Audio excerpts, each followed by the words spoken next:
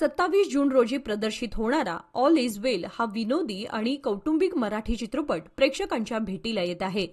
सर्व वयोगटांना भावणाऱ्या या चित्रपटासाठी बेळगाव हे पहिले प्रदर्शन स्थळ ठरणार आहे. या निमित्ताने आयोजित पत्रकार परिषदेत सुप्रसिद्ध अभिनेते सयाजी शिंदे यांनी प्रेक्षकांना आवाहन केले की हा चित्रपट मोठ्या संख्येने आपले कुटुंबीय आणि मित्रमंडळींसह नक्की पहा. सयाजी शिंदे म्हणाले की ऑल इज वेल करताना मजा आली आणि हा चित्रपट बेळगावमध्ये प्रथम प्रदर्शित होत आहे याचा आनंद आहे. कारण बेळगावमध्ये हिट झाला तर तो चित्रपट देशभर गाजतो. चित्रपटाच्या लेखनाबाबत बोलताना त्यांनी प्रियदर्शन जाधव यांचं कौतुक केलं आणि योगेश जाधव यांच्या समन्वयाचेही विशेष उल्लेख केला. ऑल इज वेल हा चित्रपट अनेकांनी पुन्हा पाहिला असून आणखी प्रेक्षकांनी आपल्या मित्रपरिवारासह तो नक्की पाहावा असे आवाहन करत शिंदेंनी प्रेक्षकांचे आभार मानले. परंतु आम्ही दोघेही या प्रोसेसमध्ये एकत्र होतो आणि एकत्र बऱ्याच गोष्टी आम्ही ठरवून विचारपूर्वक केलेल्या आहेत. आता जसं तुम्ही म्हणाल तसं की तरुणांनी इकडे काय यावं या सिनेमाकडे, तर एक नक्की कुठली आक्षेपार्ह गोष्ट आम्ही यात केलेली नाही चित्रपट म्हणून. आणि आमचा मेन अजेंडा एकच आहे आणि तो म्हणजे मनोरंजन, प्युअर एंटरटेनमेंट. त्यामुळे आम्हाला असं वाटतं की सर्व वयोगटातले सर्व प्रकारचे ज्यांना ज्यांना जे म्हणून एंटरटेनमेंट पाहू इच्छितात या महिन्यामध्ये 27 जूनला त्यांच्यासाठी ही मेजवानी आहे असं आम्हाला वाटतं. त्यामुळे उर्वरित गोष्ट प्रियंका तुम्हाला सांगतो. यांच्या बरोबर संपर्क होताना असं लक्षात आलं की एक कथा होती त्यांच्याकडे किंवा एक आयडिया होती. ती आयडिया फुलवण्याचं काम माझ्याकडे आलं आणि मग बऱ्याच गोष्टी डिस्कस झाल्या. आमोद बरोबर झाल्या, योगेश बरोबर झाल्या. होती ती कथा मोडलेली कथा परत जोडली. मग त्यातनं आम्हाला काही फारसा हाती आलं नाही. मग आम्ही असं ठरवलं दोघांनी मिळून की आपल्याला जे वाटतं ते आधी पेपरवर तयार करूया, मग पुढचं पुढे बघूया काय होतंय. मग एक इंटरेस्टिंग गोष्ट झाली. खरं तर या सिनेमात नक्षत्र म्हणजे अभिनयाची जी गर्लफ्रेंड आहे सिनेमात, ती या पूर्वीच्या ड्राफ्टमध्ये ती मरायची आणि सिनेमा वेगळीकडेच जायचा. आणि मग ते आम्हाला असं वाटलं की इतकं डार्क किंवा जे गरजेचं नाहीये ते करणं काही आपल्याला उपयोगाचं नाही, तर जे गरजेचं आहे ते करणं महत्वाचं आहे.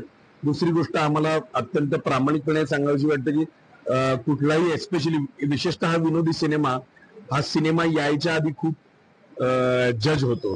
कारण सगळी मदार त्याची ही विनोदावर असते. तो विनोद वर्क झाला, ती सिच्युएशन वर्क झाली तर कदाचित तो सिनेमा वर्क होतो. ड्रामा किंवा इतर काय आपण म्हणू इतर जॉनरा जे आहेत किंवा हॉरर कॉमेडी आहे किंवा ड्रामा आहे किंवा एखादी अत्यंत इंटेन्स सिरियस फिल्म आहे, यांचा पोत सिनेमा यायच्या आधी सुद्धा लक्षात येतो. विनोदी सिनेमाचा प्रॉब्लेम असा आहे की आम्ही तुम्हाला ट्रेलरमध्ये फार तर 2 किंवा 3 किंवा 4 विनोद दाखवू शकतो, एखादी सिच्युएशन दाखवू शकतो, पण त्याचा गुंता जो आहे, त्याची जी मज्जा आहे, त्यासाठी थिएटरमध्येच जावं लागेल. 27 तारखेला सिनेमा येतोय. आमोद आहेत, वाणीताई आहेत, मल्लेश आहेत किंवा पटण शेट्टी साहेब आहेत आमचे.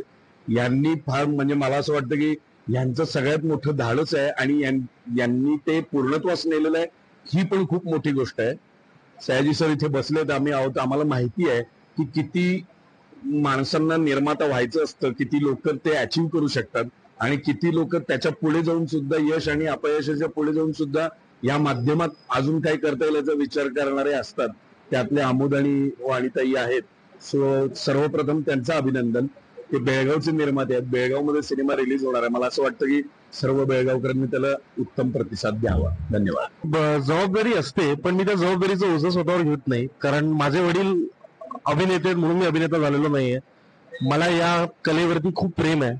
मला नाटकावरती, सिनेमावरती अतिशय प्रेम आहे म्हणून मी अभिनेता झालोय. सो सर्वप्रथम माझं प्रेम आहे म्हणून मी ते करतोय. जबाबदारी नंतर येते माझ्यासाठी.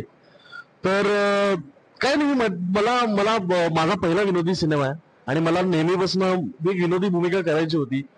माझ्या दुर्दैवाने आधी मला सगळे रोमॅन्टिक रॉमकॉम असे सिनेमे येत होते, विनोदी सिनेमे फार येत नव्हते. हा पहिला मला out and out comedy cinema करायची संधी मिळाली आणि मला दर्शनदादा सोबत, रोहित सोबत, सगळ्यांसोबतच काम करायचं होतं. मी सरांचं काम लहानपणापासून बघत आलो. मी सकाराम माइंडर युट्यूबवरती जवळपास 7-8 वेळा बघितलेला आहे.